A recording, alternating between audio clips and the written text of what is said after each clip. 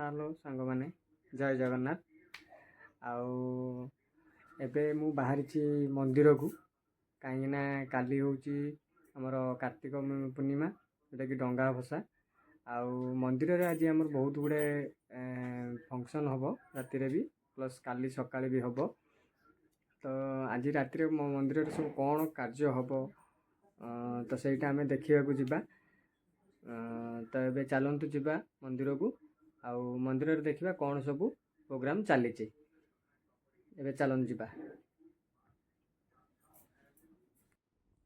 देखो सांग मैंने तो मुझे आसी पहुँची गली आम मंदिर रे पूजा चली नना मैंने पूजा कर भक्त मैंने भी आम बस बढ़िया सजा है देखो आमर एमती पूजा हुए डंगा पूर्व दिन राति देखो राधाकृष्ण मंदिर बहुत बढ़िया सजा मंदिर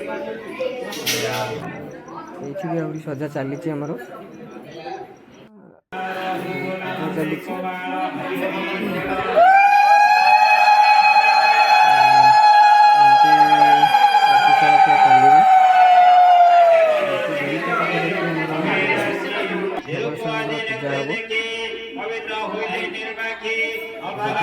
भोग भी लगे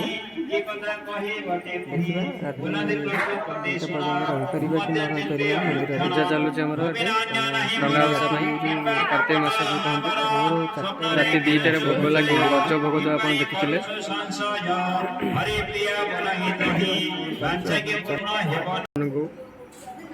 प्रसाद हिसाब से बंटा जीव गज जहाँ कहते आपण मैंने भी जानी थे यहाँ हूँ गज देखो गज कहते आपण मैंने भी जानी थे आप घर मंदिर मानक डंगा भसा मंदिर में गज दिहु भोग देखते क्वांटिटी बना केते जन ये बस सब बनाऊँ मम्मी भी बस गज तैयारी कर मंदिर नना भी अच्छा 3 जन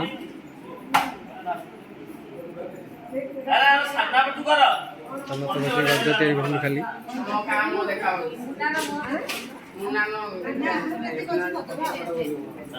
नना एटा कौन तैयारी होउची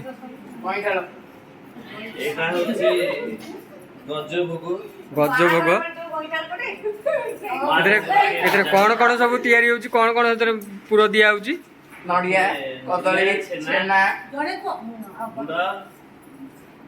साकर मिश्री नबात गुजराती तैयारी होउची गज राति 2टार लागिबो अर्धराति रे भोग लागिबो भोर 5टा भोर 6टार लोक मानू प्रसाद दि जाव ସେଇଟା कौन ताकू कौन कहते शरण कहते कौन तरण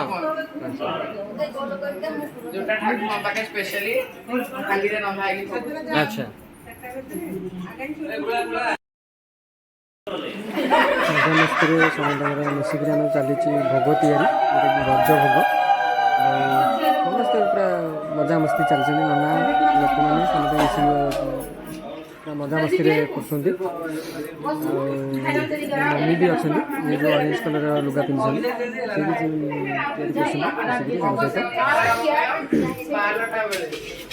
चलते ए देखा नना को भी पचारि बुझा गज भोगटा केमी कौन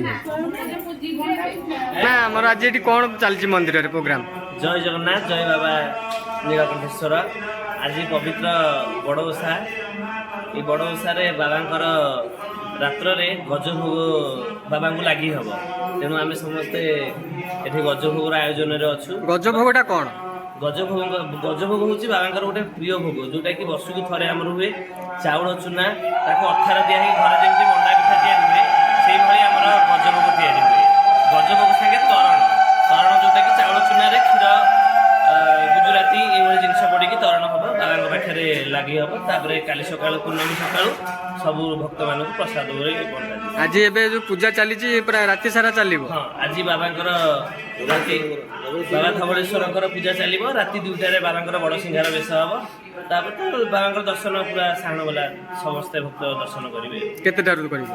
3ଟା ରାତିରୁ ସମସ୍ତେ ଦର୍ଶନ କରିବେ। 3ଟା ରାତି ଆମର ବୋଇତ ବନ୍ଦାଣ ବ୍ୟବସ୍ଥା ବି ଅଛି। ଆଚ୍ଛା। ସେଠି ବୋଇତ ବନ୍ଦାଣ ସରିଲେ ସମସ୍ତେ ଦର୍ଶନ କରିବେ। ଗଜଭୋଗଟା କ'ଣ ଦେଖେଇଲେ ଆମର ତ ଟିକେ ଆସନ୍ତୁ।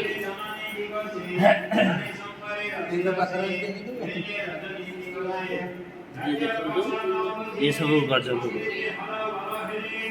ଇଏ ସବୁଠୁ ବାବାଙ୍କର ପ୍ରିୟ ଭୋଗ। ଏଟା କୋଉ ମାନେ ତା ଦେହରେ କ'ଣ ଦିଆଯାଉଛି କ'ଣ ମାନେ ଗଜଭୋଗ ଭିତରେ ଆମର ପୁର ଦିଆ ହେଉଛି ନଡ଼ିଆ ଛେନା ପୁର। ଏଇଟା ବାବାଙ୍କର ସବୁଠୁ ପ୍ରିୟ। ଏଇଟା ବର୍ଷକୁ ଥରେ ଆମର କେବଳ ବଡ଼ ଓଷା ଦିନ ହିଁ କେବଳ ବଡ଼ ଓଷାରେ ହିଁ କାର୍ତ୍ତିକ ମାସରେ ବଡ଼ ଓଷାରେ ହିଁ ଏଇଟା କେବଳ ହୁଏ। କେବଳ ବଡ଼ ଓଷାରେ ହିଁ ହୁଏ। ଆଚ୍ଛା। ଆଉ ତରଣ ଗୋଟେ କ'ଣ କହୁଥିଲେ? ହଁ ଆସନ୍ତୁ ତରଣଟା। ଆମର ମା ମାନେ ଏଇଟା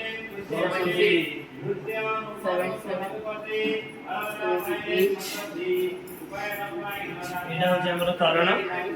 ଏଥିରେ ଗୁଜୁରାତି, ଅଳେଇଚ, ଚାଉଳ ଚୁନା, କ୍ଷୀର, ଏଇ ଗୋଟେ ସ୍ପେଶାଲ ଭୋଗ ବାବା।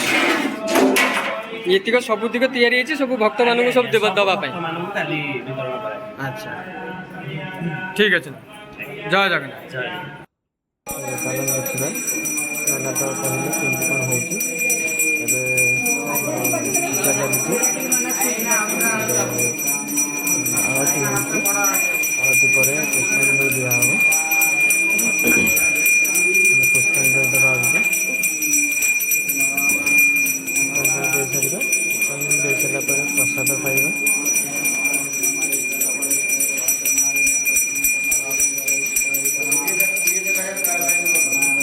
ସରିଗଲା।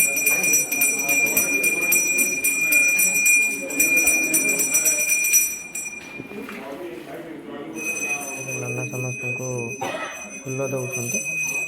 ଫୁଲ ଦେଲା ପରେ ଆମେ ସେଟାକୁ ପୁଷ୍ପାଞ୍ଜଳି ଦେବା।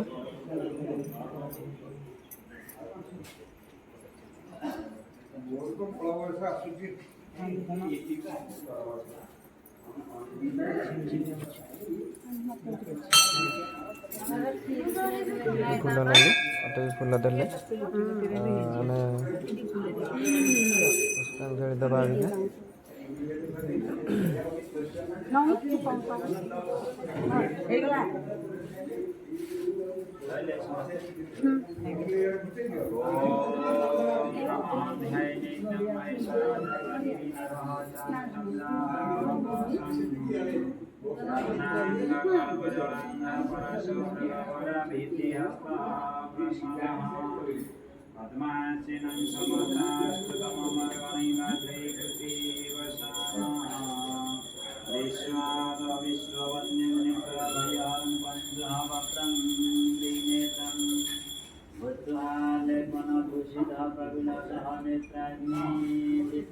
ପୁଷ୍ପାଞ୍ଜଳି ଦିଆହେଲା।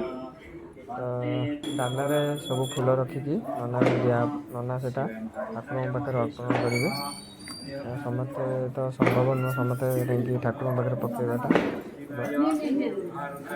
ସମସ୍ତେ ନନାଙ୍କୁ ଦେଇ ଦେଉଛନ୍ତି ସେ ଡାଲାରେ। ଏବେ ସାରିକି ଆମେ ରାତିରେ ପଳେଇଥିଲୁ। ଏବେ ରାତି 4ଟାରୁ ପୁଣି ଆସିଲୁ।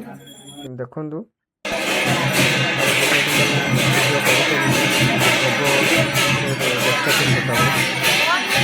ଲୋକ ଆସିଛନ୍ତି ଯେ ମାନେ ଛିଡ଼ା ହେବାକୁ ଜାଗା ନାହିଁ ମନ୍ଦିରରେ।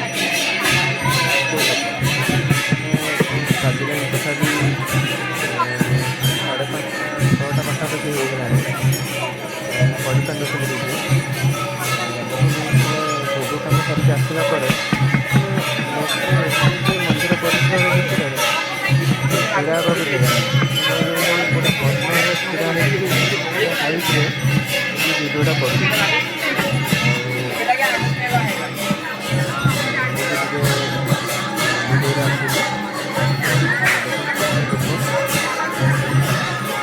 ବହୁତ ଗହଳି ହେଇଥିଲା।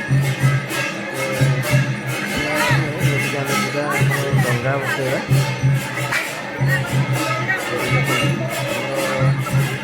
ମନ୍ଦିର ପରିସର ଭିତରେ ଡଙ୍ଗା ବସିବା ପାଇଁ ବି ଆମର ଲୋକମାନେ ଆସିକି ଡଙ୍ଗା ବସେଇବେ। ରାତି 3ଟାରୁ ପୁରା ଲୋକ ଡଙ୍ଗା ବସାଇବାକୁ ଆସିଥିଲେ। କେତେ ଡଙ୍ଗା ବସାଇଛି ଦେଖନ୍ତୁ। ବହୁତ ଲୋକ ଡଙ୍ଗା ବସାଇଛନ୍ତି ଏଠି। ଏଇଟା ଆମର ପୁରା ସ୍ୱତନ୍ତ୍ର ତିଆରି କରାଯାଇଛି ମନ୍ଦିରରେ। ଯେଉଁଟାକି ଲୋକମାନେ ଆସିବେ ଡଙ୍ଗା ଭସାଇବେ ଏଥିରେ। ଚାରିପଟରେ ପୁରା ପଲିଥିନରେ ଇଏ କରିକି ତାକୁ ପାଣି ସେଥିରେ ଦିଆହେଇକି ରଖାହେଇଛି ଏକ ଡଙ୍ଗା ବସାଇବା ପାଇଁ। ତ ଏବେ ଆମେ ଯିବା ଡଙ୍ଗା ବସାଇବାକୁ। ଉଠିଲା ଦେଖନ୍ତୁ ଝିଅ ଆସୁଛି ମମିଙ୍କ ସହିତ। ଏଠି ଏବେ ମମି ତାକୁ ଧରିବେ, ସେ ଡଙ୍ଗା ବସାଇବ। ଦେଖନ୍ତୁ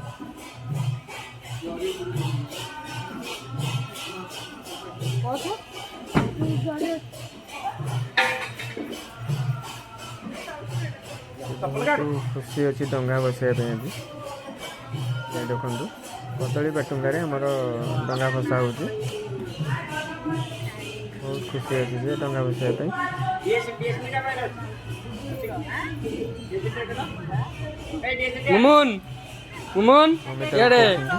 ତାକୁ ଡଙ୍ଗା ଭସା ବୋଲି ଡଙ୍ଗାକୁ ଧରିକିରି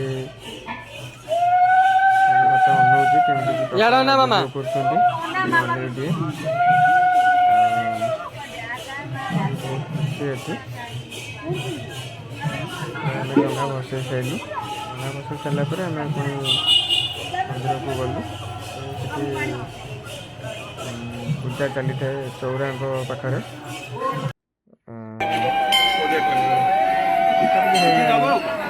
9ଟା ପାଖାପାଖି ବାଜିଗଲାଣି।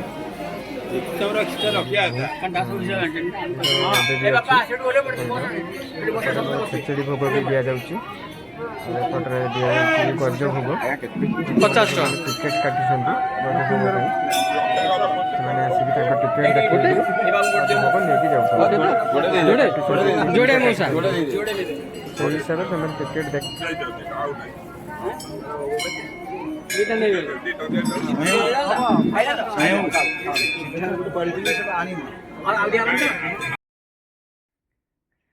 ଆପଣମାନେ ତ ଦେଖିଲେ ମନ୍ଦିରରେ କେମିତି ଆମର ଡଙ୍ଗା ଭସା କାର୍ତ୍ତିକ ପୂର୍ଣ୍ଣମୀର ଫଙ୍କସନ୍ ହେଲା। ଆଉ ମୁଁ ଆଉ ବହୁତ ଭିଡ଼ିଓ ବି କରିପାରିଲିନି, କାହିଁକିନା ମନ୍ଦିରରେ ବହୁତ ବ୍ୟସ୍ତରେ ରହିଗଲି ପୂଜାରେ, ପ୍ରସାଦ ବଣ୍ଟାରେ। ଆଉ ତେଣୁକରି ଆଉ ତାପରେ ମୁଁ ଭିଡ଼ିଓ କରିପାରିଲିନି। ଏବେ ମୁଁ ଘରେ ଆସିକି ଭିଡ଼ିଓ କରୁଛି। ଆଉ ଆପଣଙ୍କୁ ଯଦି ମୋର ଭଲ ଲାଗିଥାଏ ମୋର ଭିଡ଼ିଓ, ଆପଣମାନେ ଲାଇକ୍ କରିବେ, ସେୟାର କରିବେ, କମେଣ୍ଟ କରିକି ବି କହିବେ। କାହିଁକିନା ଏଇଟା ହେଉଛି ମୋର ପ୍ରଥମ ବ୍ଲଗ୍, ଯେଉଁଟାକି ମୁଁ ଏବେ ଆରମ୍ଭ କରୁଛି ନୂଆ, ଫାଷ୍ଟ ଏଇଟା ମୋର। ଆଉ ମୋତେ କମେଣ୍ଟ କରିକି ବି ଜଣେଇବେ ମୋର ଭିଡ଼ିଓଟା ଏଇଟା କେମିତି ଲାଗିଲା ଆପଣଙ୍କୁ। ଆଉ ଯେଉଁଟାକି ମୋତେ ପ୍ରୋତ୍ସାହନ ମିଳିବ, ଯେଉଁଟାକି ମୁଁ ଆହୁରି ଆଗକୁ କେମିତି ଭଲ ଭଲ ଭିଡ଼ିଓ ଆପଣଙ୍କୁ ଦେବି। ଆଉ ତ ଏତିକି କହିକି ରହୁଛି। ଜୟ ଜଗନ୍ନାଥ।